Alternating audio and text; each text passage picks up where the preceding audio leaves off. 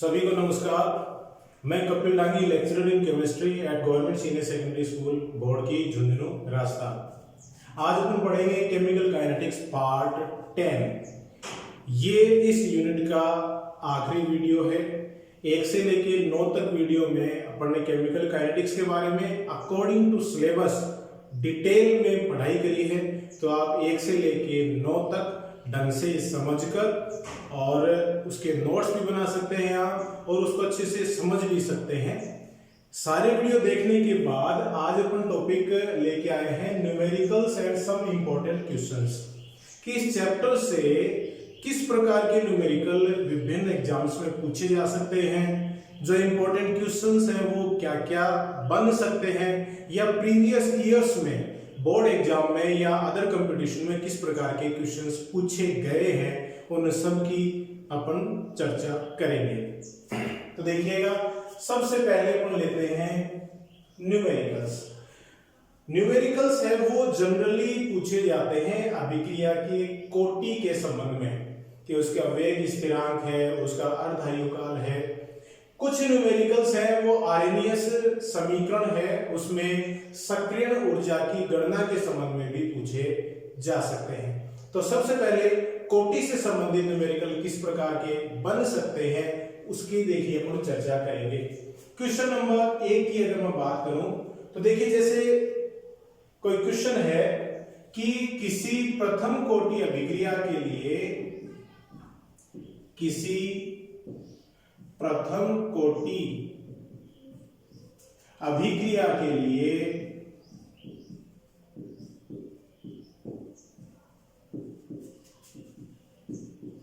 अर्धायुकाल का मान T½ का मान है 100 मिनट। तो उसके प्रारंभिक सांद्रता का 1/16वां भाग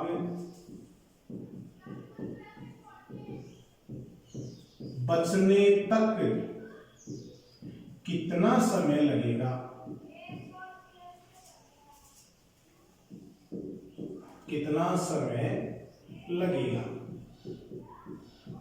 देखिए, क्वेश्चन है, अर्धायुकाल दे रखा है और अभिक्रिया कितनी हो चुकी है, प्रारंभिक सांद्रता का 1/16वां भाग बचा हुआ है और बाकी जो उसका हिस्सा है वो उत्पाद में परिवर्तित हो गया। कोई भी न्यूमेरिकल जो अपन हल करते हैं, जनरली देखिए बच्चों को डर न्यूमेरिकल का लगता है। कोई भी न्यूमेरिकल हल करते हैं तो सबसे पहले आराम से उस क्वेश्चन को ढंग से पढ़िए और देखिए उसमें क्या क्या दिया हुआ है। फिर आप ये देखिए कि इसमें किस तरीके से इसको हल कर सकते हैं, कौन सा इसमें सूत्र लगेगा, और उस सूत्र में इकाइयों का जरूर ध्यान रखिएगा। मिनट है कि उसमें जो विभिन्न न्यूमेरिकल के जो सूत्र हैं उसमें जितनी भी मान आप रख रहे हैं उनकी इकाइयां समान होनी चाहिए। समान नहीं है तो उनको एक दूसरे में परिवर्तित करके आप समान कर लें। ये आप न्यूमेरिकल को हल करने के लिए विशेष ध्यान रखिएगा। देखिए इसको अपन कैसे हल कर रहे हैं। सबसे पहले अभिक्रिया कोटि कैसी है, प्रथम कोटि अभिक्रिया है, तो इसके लिए अर्धायुकाल का मान दिया हुआ है। इसको हल कर रहे हैं तो दिया हुआ क्या है, दिया गया है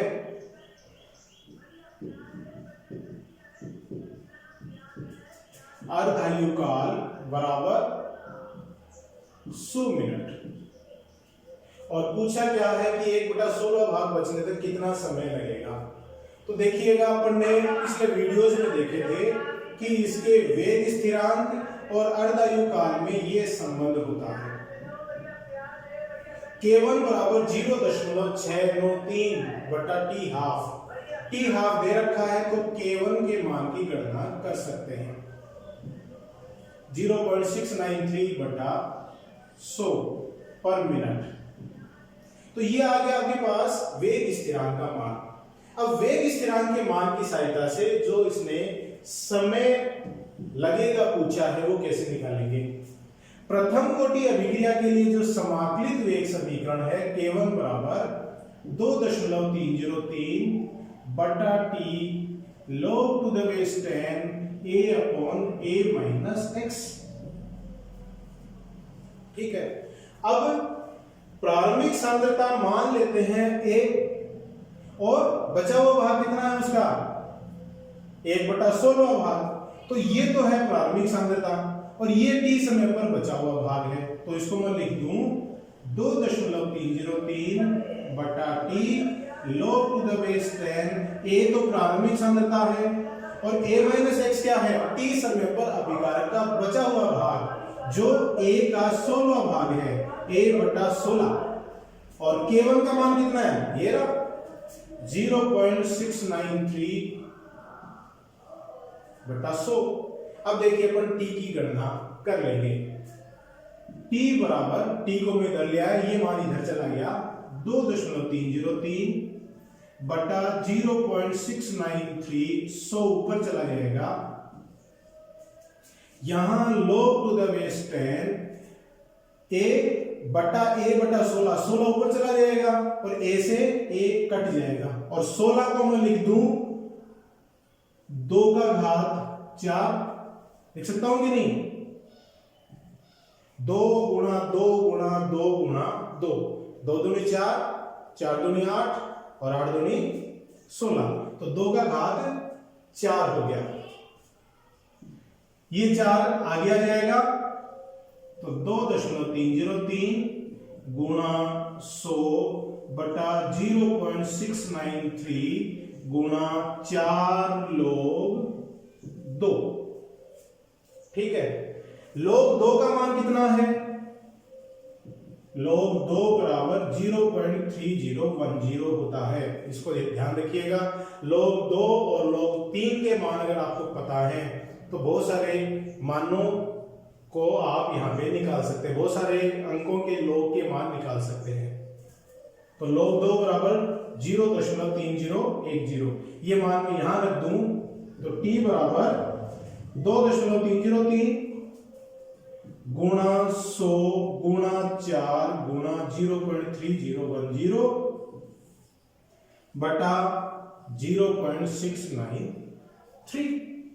ठीक है, अब देखिए 2.303 को 0.3010 से गुणा करेंगे तो 0.693 आएगा, तो ये कट जाएगा इससे, तो t क्या आ गया 100 गुणा 4 मतलब 400 मिनट आ गया, 400 मिनट, क्योंकि अपन ने शुरू में t मिनट में लिया है।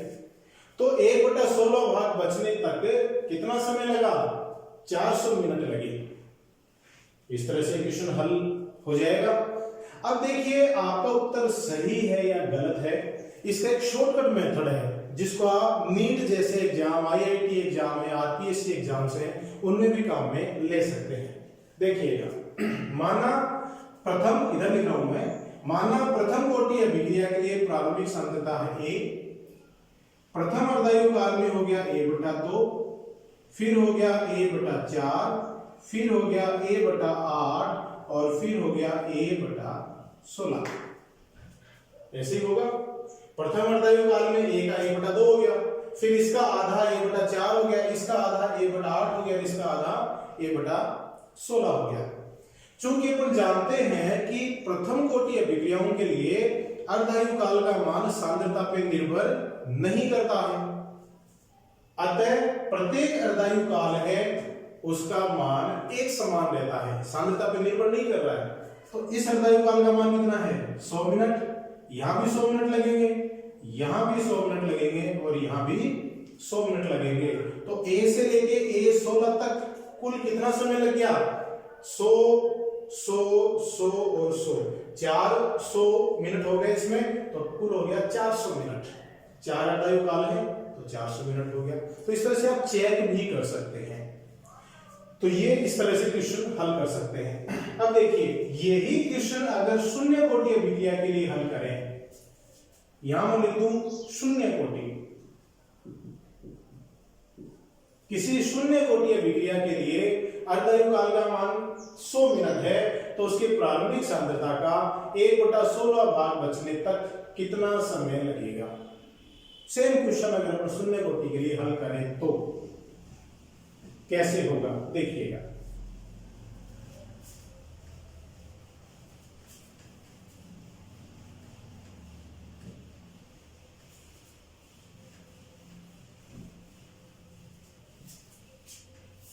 दिया गया है टी हाफ है वो 100 मिनट है।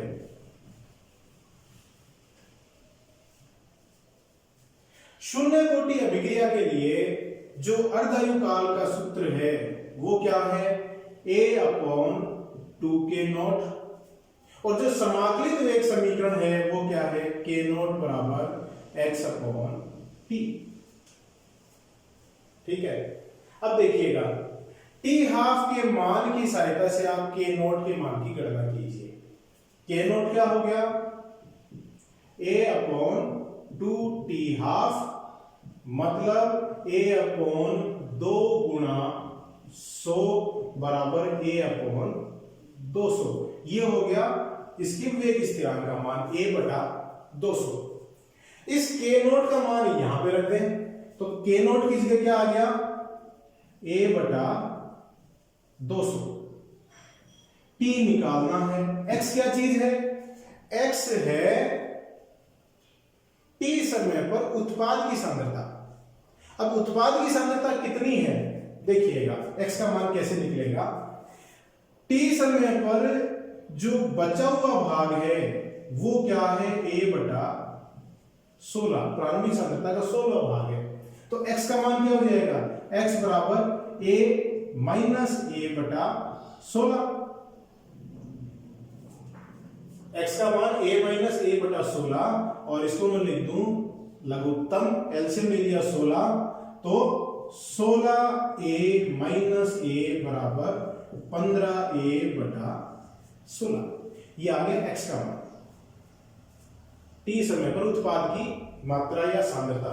तो x की जगह रख दूं तो x की जगह क्या आ गया, 15a/16।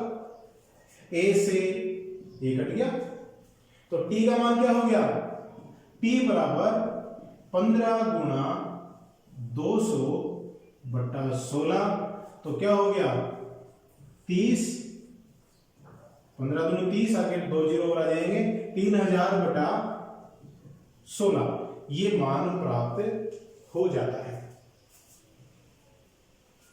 3000/16 देखिए, 3000/16 क्या आ जाएगा, 187.5 मिनट्स। तो शून्य कोटि अभिक्रिया के लिए अपन वही न्यूमेरिकल हल कर रहे हैं, तो 1/16 भाग बचने तक कितना समय लगा, 187.5 मिनट लगे, जो कि प्रथम कोटि के लिए अपन ने 400 मिनट निकाले थे। ठीक है, अब ये उत्तर सही है या नहीं है, तो वापस वही विधि, प्रारंभिक सांद्रता a से हो गया a/2, फिर हो गया a/4, फिर हो गया a/8, फिर हो गया a/16। a से a/1/8 होने में कितना समय लगा, 100 मिनट लगे, अर्धायु काल है। अब देखिए यहां सांद्रता a थी, अब दूसरे अर्धायु काल में सांद्रता है a/2, और अपन जानते हैं कि शून्य कोटि अभिक्रिया के लिए अर्धायु काल का मान सांद्रता के समानुपाती होता है। तो सांद्रता आधी हो गई तो अर्धायु काल भी आधा हो गया, तो यहां अर्धायु काल का मान कितना हो गया, 50। सांद्रता और आधी हो गई तो अगला अर्धायु काल कितना हो गया, 25। सांद्रता और आधी हो गई तो अगला अर्धायु काल कितना हो गया, इससे आधा 12.5। जैसे जैसे सांद्रताओं के मान आधे से आधे होते जा रहे हैं वैसे वैसे अर्धायु काल भी आधे से आधा होता चला जाएगा। आपको निकालना है a से a/16 होने तक का कुल समय, तो कुल समय हो गया 100 minute plus 50 minute 150 plus 25 minute 175 plus 12.5 minute 187.5 minute, ये इसका कुल समय आ जाता है। तो सेम क्वेश्चन प्रथम कोटि के लिए अलग तरीके से निकलता है और शून्य कोटि के लिए अलग तरीके से ज्ञात करते हैं। ठीक है, बहुत ही सिंपल है। ये है क्वेश्चन नंबर 3।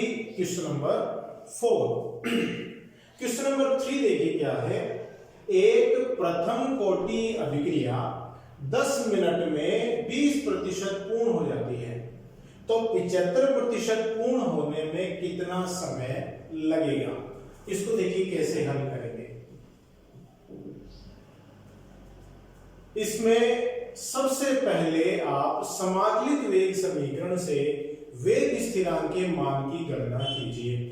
समाकलित वेग समीकरण क्या है प्रथम कोटि अभिक्रिया का? K1 बराबर 2.303 बटा T log to the base 10 a बटा a माइनस एक्स। a है प्रारंभिक सांद्रता और a माइनस एक्स है t समय पर अभिकार की बची हुई सांद्रता, और ये t समय है, K1 है इसका वेग स्थिरांक। माना प्रारंभिक सांद्रता है 100। ठीक है, अब इसमें देखिए t बराबर 10 मिनट पर इसका कितना प्रतिशत भाग पूर्ण हो गया? 20% भाग पूर्ण हो गया, तो कितना बच गया? 80% भाग बच गया, तो a माइनस एक्स क्या हो गया? 80। a माइनस एक्स यहां पे 80 हो जाता है। ये सारे मान यहां पे रखें तो K1 बराबर 2.303 बटा 10 log to the base 10, a कितना है 100 और a माइनस एक्स कितना है 80, 0 से 0 कट गया। ठीक है, देखिएगा इसको कैसे हल करें।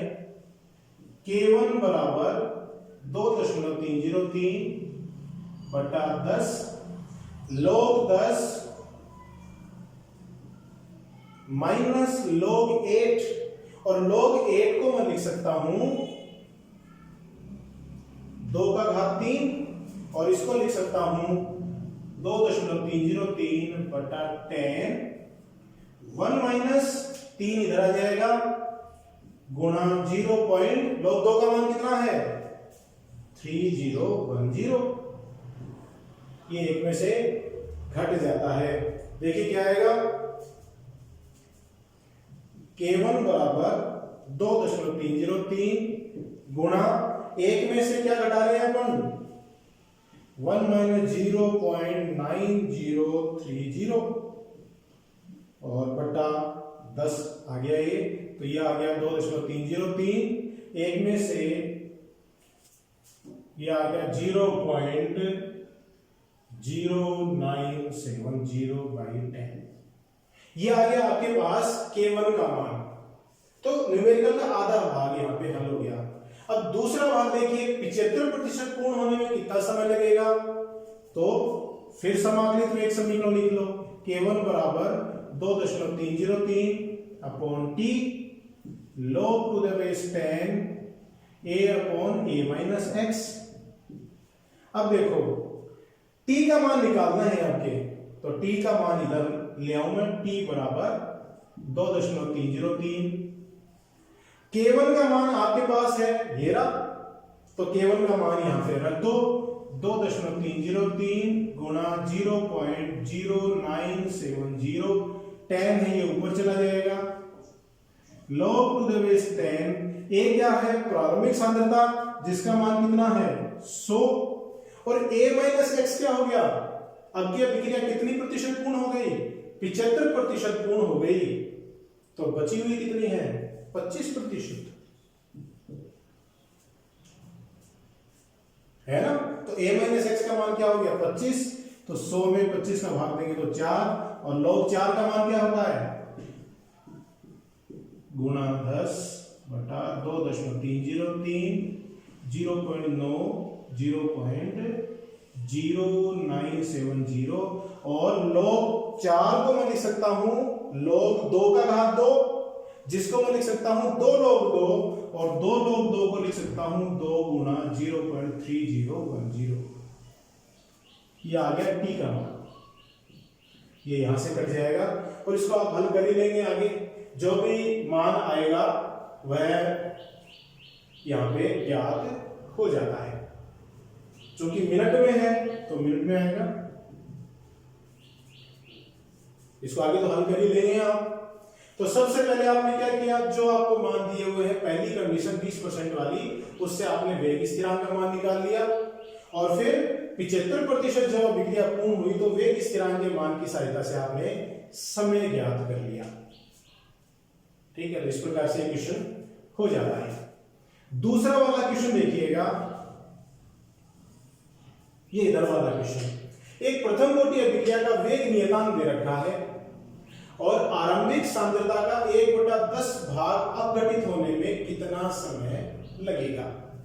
देखिए क्या दिया हुआ है आपको, सबसे पहले वो देखिए, आप क्वेश्चन को ढंग से पढ़ें। प्रथम कोटि की अभिक्रिया है, वेग नियतांक दे रखा है, K1 बराबर 60 प्रति सेकंड दे रखा है और क्या दे रखा है, आरंभिक सांद्रता का 1/10 भाग अपघटित हो गया। मतलब मान लेते हैं प्रारंभिक सांद्रता है 100 और 1/10 भाग तो अपघटित हो गया, बचा कितना 90। तो a माइनस एक्स जो बचा हुआ भाग है वो क्या हो गया 90। 100 से 90 होने में समय कितना लगेगा ये पूछा है। तो वही समाकलित वेग समीकरण से इसकी गणना कर लेंगे। तो समाकलित वेग समीकरण K1 बराबर 2.303 बटा t log to the base 10 a upon a minus x लिख सकते हैं ऐसा। और t का मान निकालना है 2.303, K1 नीचे चला गया तो K1 है 60, a को आपने माना 100, 1/10 भाग अपघटित होने के बाद a माइनस एक्स बच गया 90। ये 0 से ये 0 कट गया। इसको जो अपन हल करेंगे t बराबर 2.303 बटा 60, इधर है log 10 माइनस log 9। log 9 को मैं 3 का घात 2 लिख सकता हूं, तो ये हो गया 2.303 बटा 60, log 10 हो गया 1 माइनस 3 की जगह मैं 9 की जगह 3 का घात 2 लिख सकता हूं, तो ये हो गया 2 log 3 2, और log 3 का मान होता है 0.4772। ध्यान रखिएगा, log 2 और log 3 के मान बहुत इंपॉर्टेंट है। log 3 का मान क्या है 0.4772, इसको नोट कर लेंगे ढंग से। तो ये t का मान आ जाएगा, इसको आप हल कर लेंगे आगे। t का मान किस में आएगा, सेकंड में आएगा, क्योंकि यहां पर अपन ने k का मान प्रति सेकंड के रूप में लिया हुआ है कि नहीं। तो ये क्वेश्चन ऐसे ही हल हो जाता है, बहुत ही इंपॉर्टेंट है। इस तरह के न्यूमेरिकल आप आसानी से हल कर सकते हैं। क्वेश्चन नंबर 5 में देखिएगा, A से B अभिक्रिया के लिए अभिकारक की सांद्रता 0.05 m से 20 मिनट में परिवर्तित होकर 0.03 m हो जाती है, तो क्या है, औसत वेग की गणना सेकंड व मिनट दोनों इकाइयों में कीजिए। देखिएगा किस प्रकार से हल करते हैं। कोई अभिक्रिया है A से B, इसकी प्रारंभिक सांद्रता कितनी है 0.05 m। अभिकारक है, उसकी प्रारंभिक सांद्रता 0.05 m है, जो 20 मिनट में कितनी हो गई, a माइनस एक्स कितनी हो गई 0.03 m हो गई, जिसमें t लगा 20 मिनट, ये समय लगा। ठीक है, अब औसत वेग क्या है, औसत वेग की गणना करनी है। इसमें औसत वेग है कि इकाई समय में अभिकारक की सांद्रता में कुल परिवर्तन। तो वेग बराबर अभिकारकों की सांद्रता में परिवर्तन, और अभिकारकों की सांद्रता में क्या परिवर्तन है, कमी आएगी। अभिकारकों की सांद्रता में कमी और बटा कमी में लगा समय, ये औसत वेग होता है।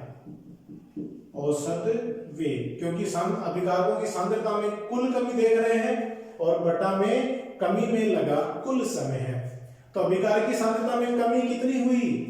0.05 माइनस 0.03 और कमी में लगा समय कितना है? 20 मिनट। तो यहां पर जो औसत वेग का मान आएगा वो मिनट की इकाई में आएगा। गणना कर लेंगे आप आराम से, कोई समस्या ही नहीं है। तो यहां जो औसत वेग है वो मिनट की इकाई में आ गया। अगर आपको इसी वेग की गणना सेकंड इकाई में करनी है तो जो आपने मिनट रखा है, समय का मान मिनट में रखा है, उसको सेकंड में परिवर्तित कर लीजिए। तो इसको आप ऐसे भी निकाल सकते हैं, वेग बराबर 0.05 माइनस 0.03। 20 मिनट को सेकंड में कैसे बदलेंगे? 20 गुणा 60। तो ये हो गया 0.05 माइनस 0.03 बटा 1200। तो ये जो औसत वेग का मान आएगा वो सेकंड इकाई में आएगा। तो इस प्रकार से आप औसत वेग की गणना कर सकते हैं। बहुत ही सिंपल न्यूमेरिकल है। देखिए इधर आते हैं अपन, इसका हल कैसे करेंगे। क्वेश्चन देखिए क्या है, क्वेश्चन नंबर 6। प्लेटिनम सतह पर अमोनिया का अपघटन शून्य कोटि की अभिक्रिया है। नाइट्रोजन व हाइड्रोजन के उत्पादन की दर क्या होगी जब वेग स्थिरांक का मान 1.5 गुणा 10⁻⁻⁴ मोल प्रति लीटर प्रति सेकंड हो।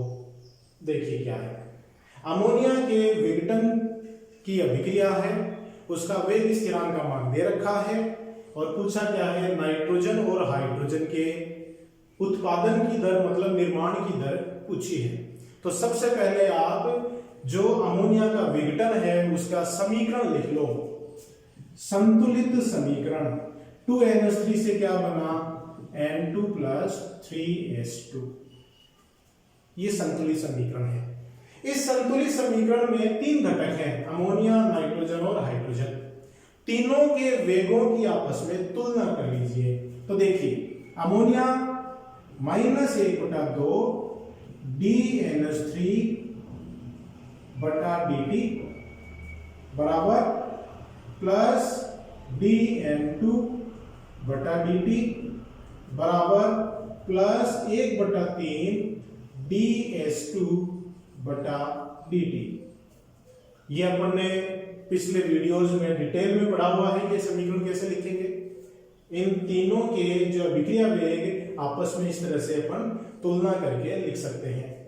क्योंकि अभिक्रिया शून्य कोटि की है इसलिए अभिक्रिया वेग का मान मतलब अमोनिया के विघटन की दर अमोनिया के सांद्रता के समानुपाती नहीं होगी, यह सिर्फ वेग स्थिरांक के बराबर ही होगी। तो क्योंकि शून्य कोटि अभिक्रिया इसलिए -1/2 DNH3/dt किसके बराबर हो गया? के मतलब वेग स्थिरांक के बराबर हो गया और जिसका मान क्या दिया हुआ है?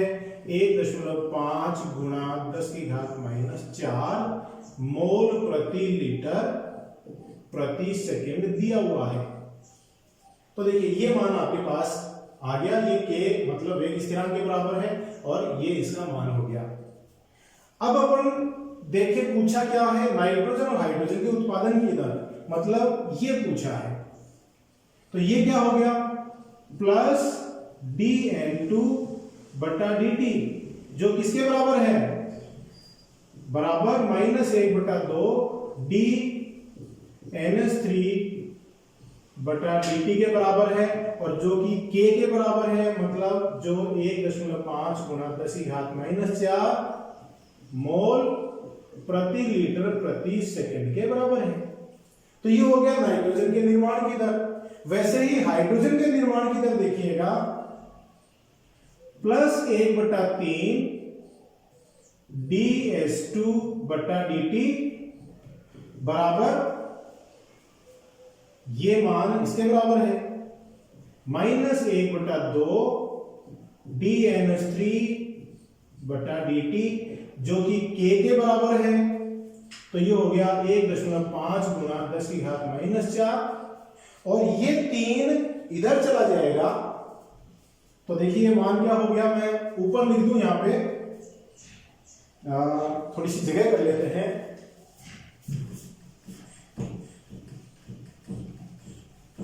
यहां लिख दूं, ये 3 का है, देखिए यहां चला जाएगा, तो plus D N H plus D S2 बटा डी टी बराबर 3 गुणा 1.5 गुणा 10⁻⁻4 बराबर 4.5 गुणा 10⁻⁻4 मोल प्रति लीटर प्रति सेकंड। ये हो गई हाइड्रोजन के निर्माण की दर। तो सबसे इंपॉर्टेंट है संतुलित समीकरण लिखो, उसके लिए विभिन्न घटकों के लिए अभिक्रिया वेगों के मान इस तरह से तुलना करके लिख लो। और मैंने जब ये पूरा एक्सप्लेन किया तो उस टाइम बताया था कि किसी एक घटक के लिए अगर वेग का मान आपको पता है तो अभिक्रिया के सभी घटकों से संबंधित वेगों की गणना आप कर सकते हैं। तो इस प्रकार से नाइट्रोजन और हाइड्रोजन के निर्माण की दर की गणना आप कर सकते हैं। नेक्स्ट क्वेश्चन है, देखिएगा, दर्शाइए कि प्रथम कोटि अभिक्रिया के 99.9% पूर्ण होने में लगा समय अर्धायु का 10 गुना होता है। देखिएगा क्या दिया हुआ है कि प्रथम कोटि अभिक्रिया है, कितना पूर्ण हो गया, 99.9% पूर्ण हो गया, उसमें जो समय लगा वो अर्धायु का 10 गुना है। ये अपने को सिद्ध करना है। तो देखिए कैसे हल करेंगे। सबसे पहले इसका समाकलित वेग समीकरण लिखिए आप, K1 बराबर 2.303 बटा T log to the base 10 A upon A minus x, और इसे अर्धायु काल का सूत्र भी लिख लें आप, T हाफ बराबर 0.693 अपॉन K1। ठीक है, यहां से T का मान देखिए कैसे निकालेंगे। T बराबर 2.303 बटा K1 log to the base 10, A है वो मान लेते हैं 100, A माइनस x है T समय पर अभिकारक की बची हुई सांद्रता। तो बची हुई सांद्रता कितनी हो जाएगी, पूर्ण कितना हो गया, 9.9% पूर्ण हो गया, तो बच गया 0.10% भाग, ये बचा हुआ भाग हो गया। और इसको जब मैं ऊपर यूं लिखूं तो ये हो जाएगा T बराबर 2.303 बटा K1, इसको मैं लिख दूं log 1000, दशमलव हटाएंगे तो ऊपर 1000 आ जाएगा, एक जीरो और आ जाएगा, और 2.303 log 1000 का मान कितना है, 3, log 10 का मान 1 होता है, log 100 का मान 2 होता है, और log 1000 का मान कितना हो गया, 3 हो गया। ठीक है, तो ये मान आपके पास प्राप्त हो जाते हैं। अब अर्धायु का 10 गुना है, ये जो समय है ये अर्धायु का 10 गुना है। देखिए कैसे, समीकरण 1 ये समीकरण 2, समीकरण 1 में 2 का भाग देने पर, 1 में 2 का भाग दे दिया, देखिए कैसे, T बटा T हाफ हो गया 2.303 गुणा 3 K1, और T हाफ है ये, तो 0.693 ऊपर चला गया K1, K1 से K1 कट गया। ठीक है, और इसको मैं लिख दूं T बटा T हाफ बराबर 2.303 गुणा 3। अब जो 0.693 है वो क्या होता है, 2.303 गुणा 0.3010, तो ये दोनों कट गए, ये आया 3 बटा 0.3 जो कि 10 के बराबर है। तो क्या संबंध हो गया, T बराबर 10 T हाफ। सिद्ध हो गया कि 99.9% पूर्ण होने में जो समय लगता है वो इसके अर्धायु काल से 10 गुना है। आराम से सिद्ध कर सकते हैं, बहुत ही सिंपल है। ये क्वेश्चन देखिए, एक अभिक्रिया का वेग नियतांक दे रखा है 7.239 गुणा 10⁻⁻4 प्रति सेकंड है तो अभिक्रिया की कोटि क्या होगी। अब आप सोच रहे होंगे कि इस मान से अभिक्रिया की कोटि की गणना कैसे करें। तो देखिए, कई बार आपको घुमाने के लिए, थोड़ा दिमाग ज्यादा लगाने के लिए भी इस तरह के क्वेश्चन पूछे जाते हैं। आपको कोई गणना नहीं करनी है, आप तो सिंपली ये देखिए वेग नियतांक की इकाई क्या दे रखी है, प्रति सेकंड। और प्रति सेकंड कौन सी कोटि वाली अभिक्रिया के वेग नियतांक की इकाई है, प्रथम कोटि। तो आपको कोई गणना नहीं करनी है, इस इकाई से आप बता सकते हैं कि अभिक्रिया की कोटि क्या हो गई, 1 हो गई। तो इस प्रकार के भी क्वेश्चन पूछे जाते हैं। तो ये तो देखिए कुछ न्यूमेरिकल्स हैं, और बहुत सारे प्रकार के न्यूमेरिकल्स, लेकिन जनरली इस प्रकार के ही न्यूमेरिकल पूछे जाते हैं। अर्धायु काल का मान दे दिया प्रथम कोटि के लिए, वेग स्थिरांक पूछ लिया, अर्धायु काल दे दिया, वेग स्थिरांक पूछ लिया, वेग स्थिरांक दे दिया, अर्धायु काल पूछ लिया। सिंपल सा क्वेश्चन है, इस सूत्र से निकाल सकते हैं। तो इस तरह के न्यूमेरिकल पूछे जाते हैं। अब मैं अगर थ्योरेटिकल क्वेश्चंस की बात करूं तो जनरली एग्जाम में बहुत बार ये पूछा गया है कि प्रथम कोटि या शून्य कोटि अभिक्रियाओं के लिए समाकलित वेग समीकरण को व्युत्पन्न कीजिए। मेरे पिछले वीडियोस देख के आप उसको आसानी से व्युत्पन्न कर सकते हैं। बहुत बार ये पूछा गया है कि शून्य कोटि या प्रथम कोटि या द्वितीय कोटि अभिक्रियाओं के लिए वेग स्थिरांकों की इकाई क्या होगी। और क्वेश्चन इसमें बन सकता है कि अभिक्रिया की कोटि या अनुसंख्यता को परिभाषित कीजिए, कोटि और अनुसंख्यता में अंतर बताइए। और क्वेश्चन बन सकता है इसमें कि अभिक्रिया का ताप गुणांक क्या है, जो कि अपन एक्सप्लेन करते हैं, पिछले वीडियोज में भी किया है कि 10 डिग्री या 10 केल्विन तापमान बढ़ाने से अभिक्रिया का वेग 2 से 3 गुना हो जाता है। इसी में क्वेश्चन बनता है कि ताप बढ़ाने पर अभिक्रिया के जो वेग में वृद्धि होती है उसके पीछे कारण क्या है। तो आप बता सकते हैं कि तापमान बढ़ने से अभिक्रिया में टक्कर आवृत्ति बढ़ती है, साथ ही टक्कर आवृत्ति बढ़ती है और साथ ही क्या होता है, प्रभावी टक्करों का अंश है वो बढ़ जाता है। और देखिए इसमें क्वेश्चन क्या बनता है कि आर्यनीय समीकरण क्या है और आर्यनीय समीकरण की सहायता से सक्रियण ऊर्जा की गणना कैसे करते हैं, उस पर भी ये इंपॉर्टेंट क्वेश्चन बनता है। बहुत बार पूछा गया है ये क्वेश्चन, आर्यनीय समीकरण क्या है। तो इस तरह के इंपॉर्टेंट क्वेश्चन बोर्ड एग्जाम में बहुत बार पूछे गए हैं, जो आप मेरे वीडियोस देखकर आसानी से हल कर सकते हैं। तो आप घर पे रहिए, हाथ धोते रहिए, स्वस्थ रहिए, स्वच्छ रहिए, परिवारजनों का ध्यान रखिए और मेरे वीडियोस देखते रहिए। बहुत बहुत धन्यवाद।